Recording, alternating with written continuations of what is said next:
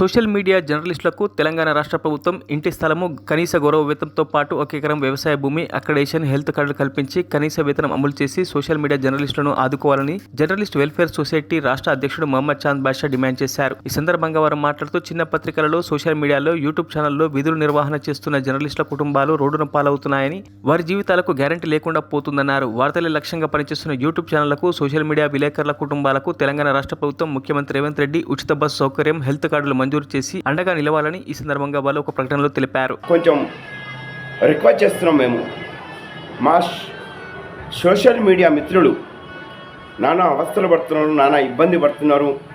ఎందుకంటే వాళ్ళకు తల్లిదండ్రులకు సాధాలంటే చాలా అవస్థలు పడుతున్నారు. ఏ నాయకులు పార్టీలు వాళ్ళు పట్టించుకుంటలేరు. 5 సంవత్సరాలు ఒకసారి నాయకులు మారిపోతూ ఉంటారు. కానీ మా సోషల్ మీడియా మిత్రులు, జర్నలిస్టు మిత్రులు, రిపోర్టర్స్ మిత్రులు మారతలేరు.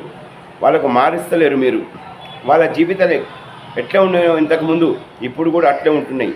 కొంతమంది మా సోషల్ మీడియా, చిన్న మీడియా కానీ, చిన్న పత్రిక కానీ, మా జర్నలిస్టు మిత్రులు బాధలు పడుతున్నారు. వాళ్ళకు సొంతం ఇల్లు లేవు, వాళ్ళ కిరాయిలు కట్టలేకపోతున్నారు. వాళ్ళ తల్లిదండ్రులకు సాధారణ కానీ ఇబ్బంది అవుతున్నది.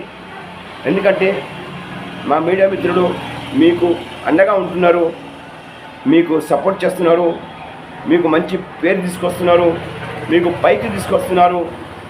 అంటే మా మీడియా మిత్రులతోటే మీరు పైకి వస్తున్నారు, మా మీడియా మిత్రులతోటి మీరు మంచి పేరు తెచ్చుకున్నారు. మరి మీడియా మిత్రులకు మీరు ఏం చేస్తున్నారండి ఒకసారి చెప్పండి. మా మీడియా మిత్రులకు ఉండేటందుకు ఒక ఇంచ్ భూమి లేదు, వాళ్ళకు సొంతం ఇల్లు లేవు, వాళ్ళకు శాలరీ లేదు. వాళ్ళకు ఎలా వాళ్ళు భార్య పిల్లలకి ఎలా సాధాలి, ఏం తినాలి, వాళ్ళు ఎవరైనా ఆలోచిస్తున్నారా? మీరు ఆలోచించాలని చెప్తున్నాము. రేవంత్ రెడ్డి గారు, మీరు తెలంగాణ సీఎం రేవంత్ రెడ్డి గారు, మీకు ఫిర్యాదు చేస్తున్నాము. మీరు పట్టించుకోకపోతే ఎవరు పట్టించుకోవాలి? ఎన్ని బాధలు పడుతున్నారు తెలుసా మీడియా మిత్రులు? చిన్న పత్రిక కానీ, సోషల్ మీడియా వాళ్ళు ఎంత బాధపడుతున్నారు. వాళ్ళకు జీతాలు లేవు చాలా మందికి. మరి వాళ్ళు ఎలా బతకాలి? మీకు అవసరాలు ఉంటే మీరు మెసేజ్లు పెడతారు, మీడియా మిత్రులు పిలిపిస్తారు. వాళ్ళకి ఏమైనా శాలరీ ఇస్తున్నారా? వాళ్ళకు కూడా అన్ని ఖర్చులు ఉంటాయి కదా, తినే తిండి ఖర్చు ఉంటుంది, వాళ్ళ పెట్రోల్ ఖర్చులు ఉంటాయి, వాళ్ళకు కూడా అన్ని ఖర్చులు ఉంటాయి కదా.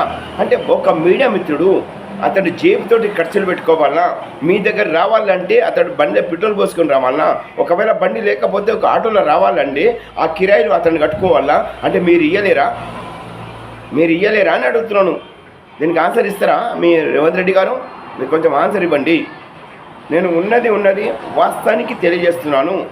మా సోషల్ మీడియా గురించి చెప్తున్నాను. నేను సోషల్ మీడియా ఓనర్లకు చెప్తలేను. నేను సోషల్ మీడియా ఓనర్లకు చెప్తలేను. నేను సోషల్ మీడియా రిపోర్టర్స్ ఎవరైతే ఉన్నారో ఆ రిపోర్టర్ల గురించి చెప్తున్నాను. వాళ్ళకు జీతాలు లేవు, వాళ్ళకు నానా ఇబ్బంది పడుతున్నారు. వాళ్ళకు సొంతం ఇల్లు లేదు, ఒక పంట చేసుకుందామంటే 1 ఇంచ్ భూమి లేదు, వాళ్ళు కిరాయిలు కట్టలేకపోతున్నారు. వాళ్ళ గురించి ఎప్పుడైనా పట్టించుకుంటున్నారా?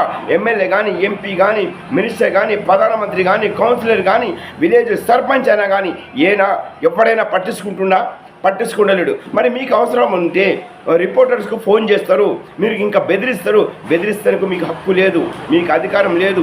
ఎందుకంటే మా జర్నలిస్టులు ఉన్నంత పవరు మీ చీఫ్ మినిస్టర్ రేవంత్ రెడ్డి గారు మీకు కూడా పవర్ లేదు. మేము ఒకవేళ మా పవర్ చూపిస్తే మీరు ఆ 10 మీద కూడా ఉండలేరు. ఇది మీకు తెలుసు, మీ అందరికీ నాయకులకు కూడా తెలుసు. ఇది నేను వాస్తవం చెప్తున్నాను. మా జర్నలిస్టు మిత్రులకు వాళ్ళకు ఉండేటందుకు స్థలాలు ఇవ్వండి. మీరు 90 రోజుల్లో ఇంద్రమ్మ ఇల్లు ఇస్తా అని చెప్పారు, 90 రోజులు కాలేదా అని నేను అడుగుతున్నాను. దీనికి ఫస్ట్ మీరు ఆన్సర్ ఇవ్వండి. మీరు అసలైన సీఎం అయితే, ఒక మాట మీద నిలబడితే మీరు. మరిన్ని అప్డేట్స్ కోసం మా ఛానల్ని సబ్స్క్రైబ్ చేయండి.